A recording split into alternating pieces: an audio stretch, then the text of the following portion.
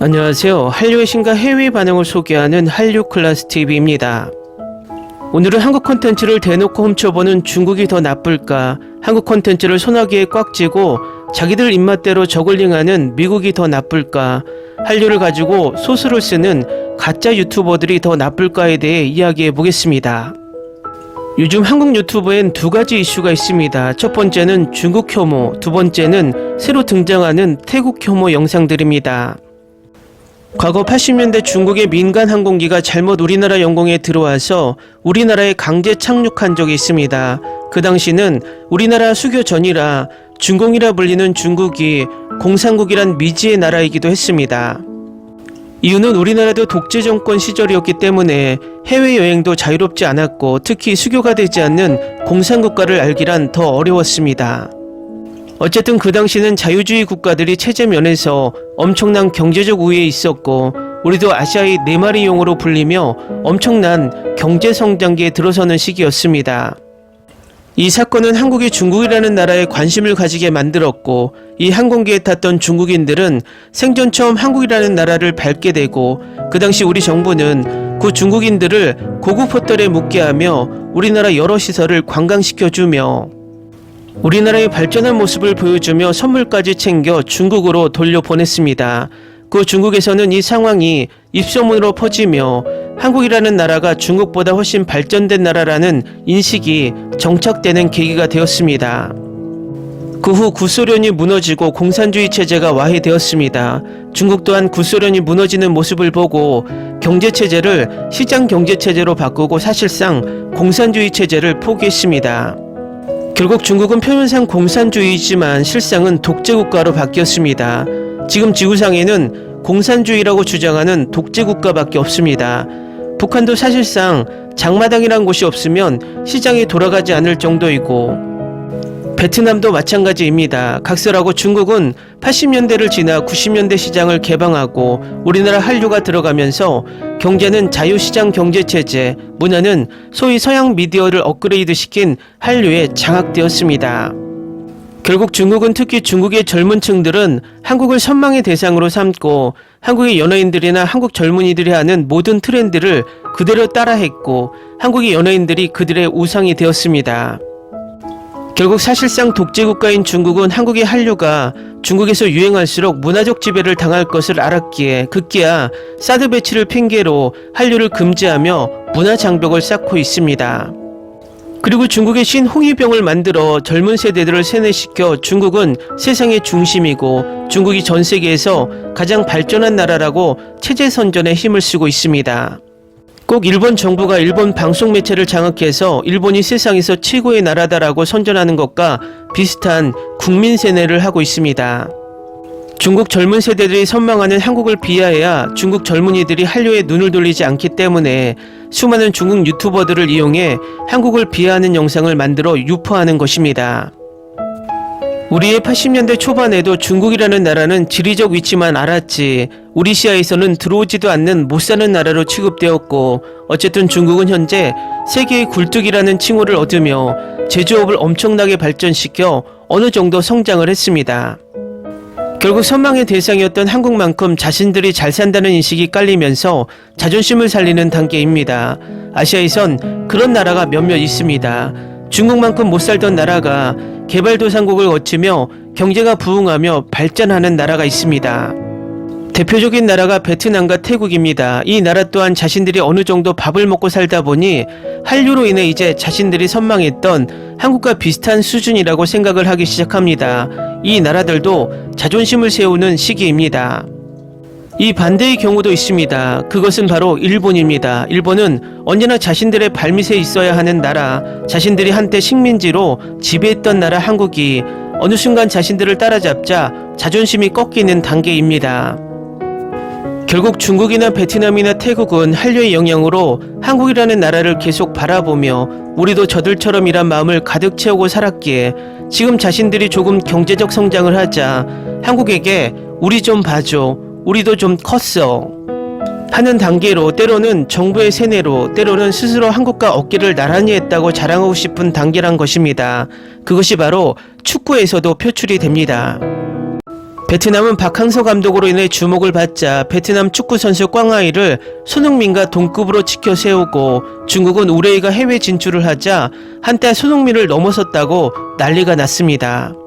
그런데 지금은 어떤 베트남인이나 중국인들 중 그들을 손흥민과 비교하는 이들이 없습니다. 만약 누가 그런 소리를 한다면 그 자리에서 뺨을 맞을 것입니다. 그러니 지금은 중국이나 태국 일부 유튜버들은 진실을 다루면 한국과 비교해 자존심을 세울 것이 없으니 가짜 뉴스를 만들어 자존심을 세우고 싶은 시청자들을 만족시키고 있습니다. 결국 그런 모습은 언제나처럼 스스로 자신들이 얼마나 가짜는 자존심을 세웠는지 손흥민과 비교했다 스스로 쪼그라드는 것과 같을 것입니다. 내가 진짜 실력이 있다면 자존심 같은 것을 일부러 세울 필요가 없습니다. 그런데 요즘 우리나라 일부 유튜버들은 이런 자존심 세우는 중국, 태국, 베트남 유튜버들과 똑같은 짓을 하다 못해서 가짜 뉴스까지 만들어 우리 국민들을 속이고 있다는 것입니다. 어느 날부터 해외 감동사연이란 이름으로 AI 목소리로 AI가 써준 원고를 또는 자기가 쓴 원고를 다시 영어 또는 중국어로 변환해서 외국인이 또는 중국인들이 쓴 것처럼 시청자들을 속이고 있다는 것입니다. 그런데 더 재미있는 것은 이런 가짜 영상에 속아서 자신의 감정을 이입해서 중국을 혐오하고 태국을 혐오하고 난리도 아닙니다. 그들의 영상을 보면 수많은 스웨덴인이 미국인들이 갑자기 한류를 칭찬하다가 중국을 욕합니다. 그런 주제의 글들을 해외 토론 게시판에 찾아봐도 단 1도 없는데 왜 그 유튜버들에게만 보일까요? 그것도 그 수많은 유튜버들이 그 수많은 사연을 찾아서 매일매일 외국인들이 한국을 칭찬하고 중국을 욕하고 있어. 태국의 총리와 태국의 국방부 장관은 매일매일 한국만 욕하고 있어라고 가짜 뉴스를 전합니다. 상식적으로 생각해 봅시다. 태국의 국방부 장관이 한국을 비판했다면 당연히 공중파에서 떠들썩하게 전해지지 않을까요? 그 가짜 뉴스를 전하는 유튜버들은 우리가 볼 수 없는 소식을 그들만 찾을 수 있단 건가요? 가짜 뉴스를 만들어 전하는 중국인들이 가소롭지만 우리 스스로가 가짜 뉴스를 만들어 혐오를 하고 또 그것을 보고 진짜로 믿는 시청자가 있다니 어느 순간 우리가 딱 중국인 수준, 태국 수준으로 전락하고 있지는 않은지 한심스럽습니다. 지금 우리는 한류의 치명적인 위기에 직면해 있습니다. 우리나라 대형 국뽕 유튜버들은 아직도 한류가 엄청나다고 매일매일 방송으로 입에 침이 마르게 떠들고 있지만 넷플릭스나 디즈니 플러스 등 한국 콘텐츠를 아시아 전용 콘텐츠로 만들려는 여러 꼼수로 인해서 요즘 한류 콘텐츠들이 과거와 같이 국제적으로 주목을 받지 못하고 있습니다. 그것은 여러 꼼수가 있습니다. 디즈니 플러스는 한국 콘텐츠를 대부분 아시아 5개국을 제외하고 자신들의 자회사 지역 OTT로 방영하기 때문에 처음부터 순위 노출이 되지 않으며 넷플릭스는 지난해 봄부터 순위 집계 방식을 미드에 유리하게 바꾸고 지역별로 시기를 조정하며 차별 방영을 하고 이제 돈이 들어가지도 않는 예고편 홍보조차 넷플릭스 오리지널까지 거의 하지 않습니다. 결국 콘텐츠가 홍수처럼 쏟아지는 요즘에 예고편 홍보조차 없다는 것은 그 콘텐츠의 흥행을 제한하는 것으로밖에 안 보입니다. 우리보다 못한 중국이나 태국과 지금은 우리보다 후퇴하고 있는 일본과 자존심 싸움을 할 시기가 아닌 우리의 진짜 밥그릇이 걸려있는 한류 산업이 보이지 않는 힘에 의해 쪼그라들고 있습니다. 단 1년 전만 해도 한류 뉴스가 전세계 매체에서 정말 홍수처럼 쏟아졌고 그 한류 소식을 전하는 것만으로 벅찼지만 요즘은 전세계 매체에서 한류 뉴스를 찾기가 힘들어졌습니다. 고작 한류 뉴스는 우리나라 영화 드라마 리뷰 소식이 간간히 나오는 게 전부이고 플리스페트롤의 순위에 잡히는 K 콘텐츠들이 적어지니 그 숫자마저 줄어들고 있습니다. 이것은 우리나라 한류가 실력이 줄어들어 침체하는 게 아니라 글로벌 미국 OTT나 빌보드 같은 영향력 있는 대기업과 매체를 통해 왜곡되고 축소되고 있다는 사실입니다. K-팝이 엄청나게 히트하자 빌보드는 K-팝 차트를 따로 만들어 분리했고 그래도 K-팝이 빌보드 차트 1위를 하자 순위 집계 방식을 바꿉니다. K-드라마가 거의 넷플릭스 차트에서 1위를 하자 넷플릭스는 미드에 유리하게 순위 집계 방식을 바꿔 미드를 순위 상단으로 올립니다. 미국의 입장에서 보면 당연합니다. 자신들이 몇십 년을 지배해온 전세계 콘텐츠 시장을 아시아의 작은 나라가 야금야금 먹어치우고 있으니 처음에는 찻잔 속의 태풍이라 이용만 해먹다가 요즘은 자신들이 키운 고양이가 크다 보니 고양이 새끼가 아니라 자신들을 잡아먹을 호랑이 새끼를 키우고 있다는 생각에 화들짝 놀라 지금은 사육 방식을 방목이 아니라 케이지에 가다 놓고 키우려고 하고 있습니다. 결국 이제 우리나라 콘텐츠는 두 가지 갈래길에 서 있습니다. 얌전히 미국 글로벌 OTT라는 케이지에 들어가 주는 음식만 받아 먹을 것인가? 아니면 스스로 케이지를 탈출해 광활한 들판을 달릴 것인가? 그것은 우리 시청자들의 마음에 달려 있습니다.